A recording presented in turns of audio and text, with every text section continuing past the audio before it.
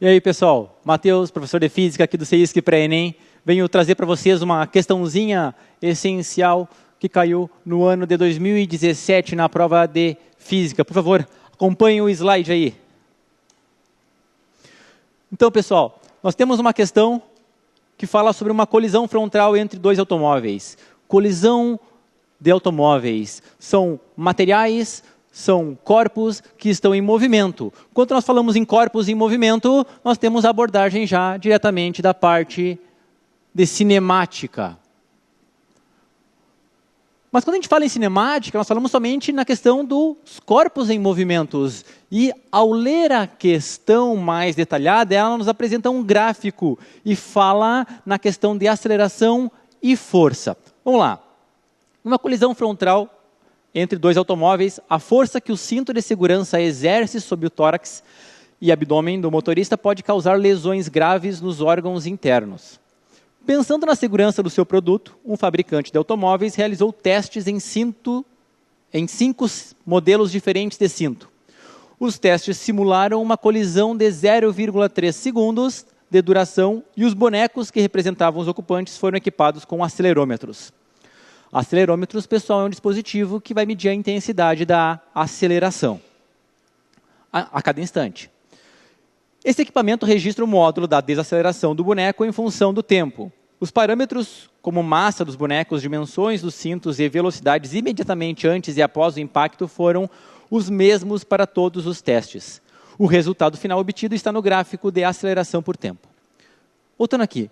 Pessoal, quando a gente vê lá no ensino médio, a gente tem um foco muito grande na parte da cinemática, nos gráficos de posição por tempo e velocidade por tempo. São os mais comuns a serem enfatizados em sala de aula. E nós temos aqui um gráfico de aceleração por tempo.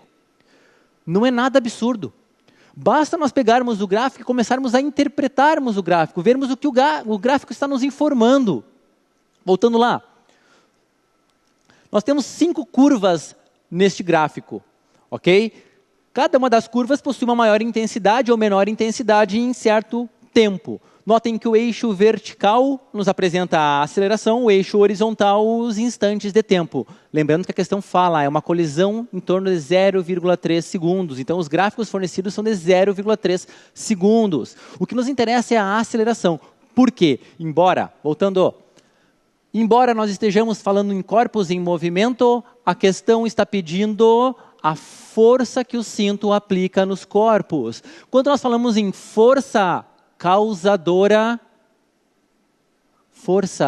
grandeza causadora não dá velocidade. Força não causa velocidade. Força é a causadora pela variação da velocidade. E variação da velocidade nada mais é do que a nossa aceleração. Logo, se eu tenho uma aceleração grande, eu tenho uma variação da velocidade também grande, logo uma força aplicada também grande. Se for uma aceleração pequena, uma variação da velocidade pequena, uma força aplicada pequena. Olhando os gráficos novamente, pessoal, nós temos 5 gráficos no qual o gráfico 2 nos apresenta uma curva com um menor pico de aceleração. Se eu tenho um menor pico de aceleração, eu vou ter uma menor força aplicada nos corpos dos bonecos. Então, nós não precisamos ter uma abordagem, um conhecimento tão massivo de gráfico de aceleração por tempo, mas sabermos interpretar o que este eixo vertical, o que este eixo horizontal nos quer dizer. Notemos que a curva 2, que é o gráfico 2, ele apresenta um máximo de aceleração inferior ao máximo das outras curvas. Portanto, se a aceleração é menor, a força aplicada também é menor. Nós também podemos vincular esta relação entre força e aceleração pela segunda lei de Newton, pessoal, envolve a parte de dinâmica. Notem, cinemática e dinâmica andam muito próximas. Nós temos que a aceleração ela é proporcional à força aplicada num corpo inversamente proporcional à massa. Notem o vínculo, proporcionalidade. Para uma força grande, eu tenho uma aceleração grande. São grandezas diretamente proporcionais. O que eu vinculo e relaciono sempre como sendo GDP. Grandezas diretamente proporcionais. Se uma é grande, a outra também é grande. Se uma é pequena, a outra também vai ser pequena. Elas estão diretamente vinculadas e isso é essencial para a resolução dessa questão.